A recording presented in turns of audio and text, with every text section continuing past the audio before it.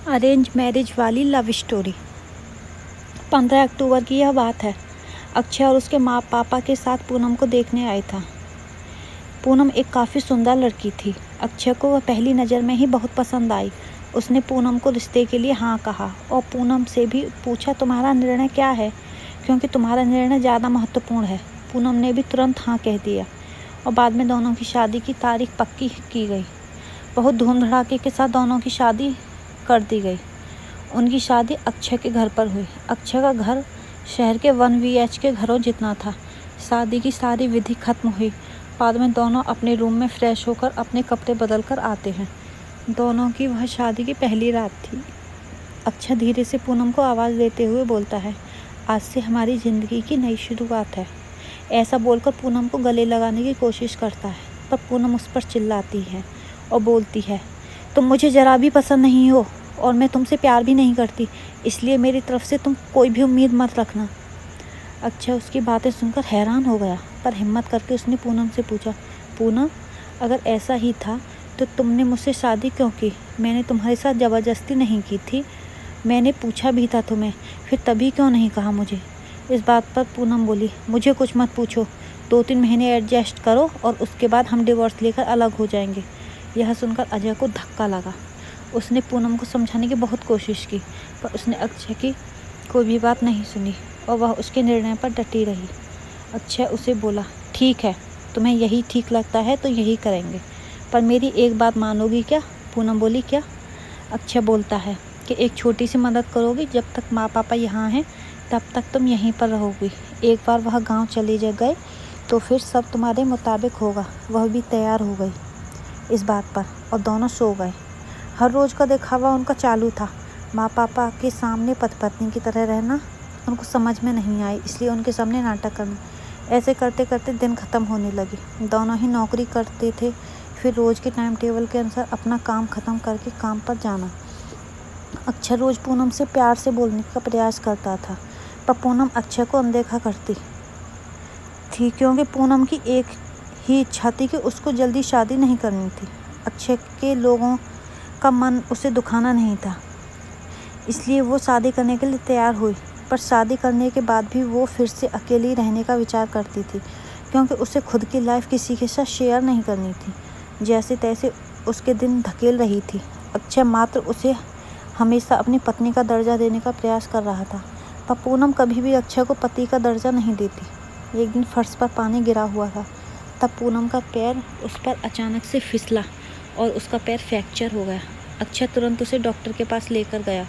उसका इलाज होता है। डॉक्टर कहता है पैर पर जरा सा भी जोर नहीं देना है, उसकी काफ़ी देखभाल करने के लिए बोलते हैं।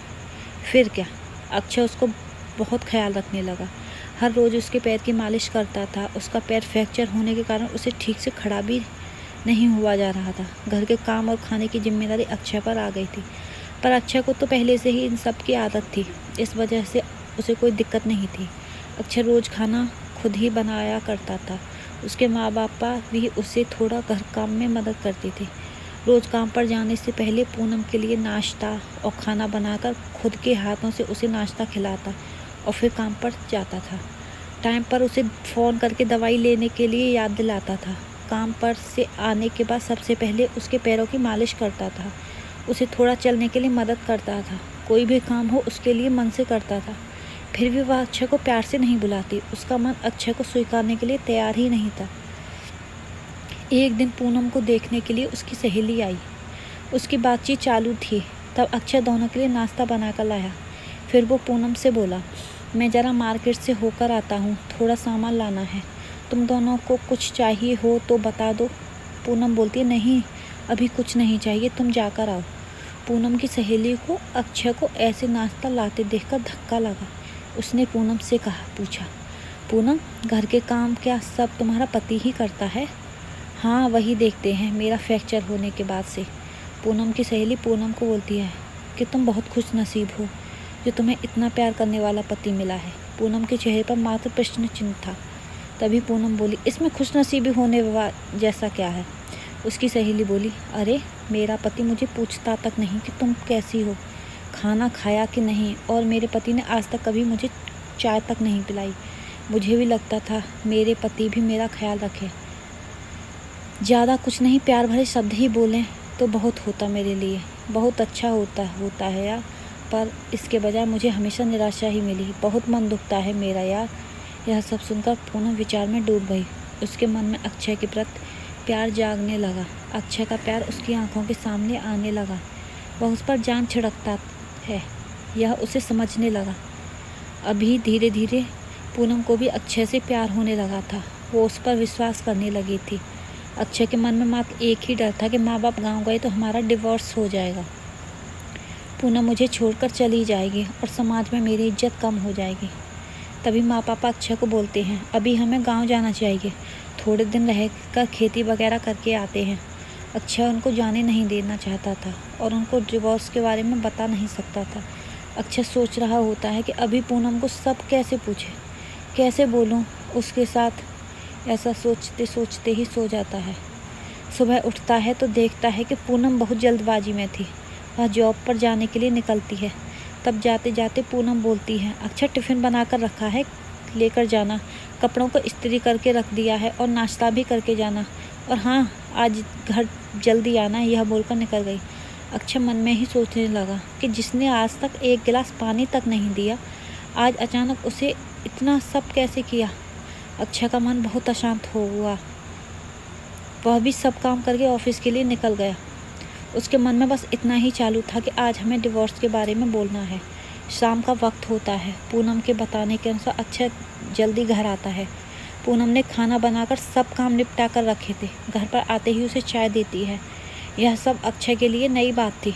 चाय पीते पीते अक्षय धीरे से पूनम को पूछता है, पूनम तुम ठीक तो हो ना?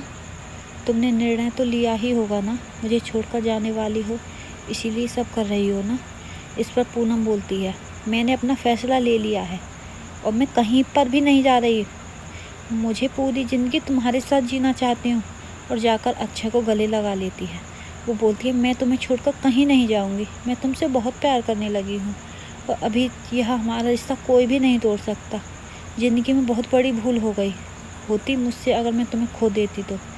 मैरिज करके भी तुम्हारे जैसा इतना प्यार करने वाला पति मुझे मिला, यह मेरी खुशनसीबी है।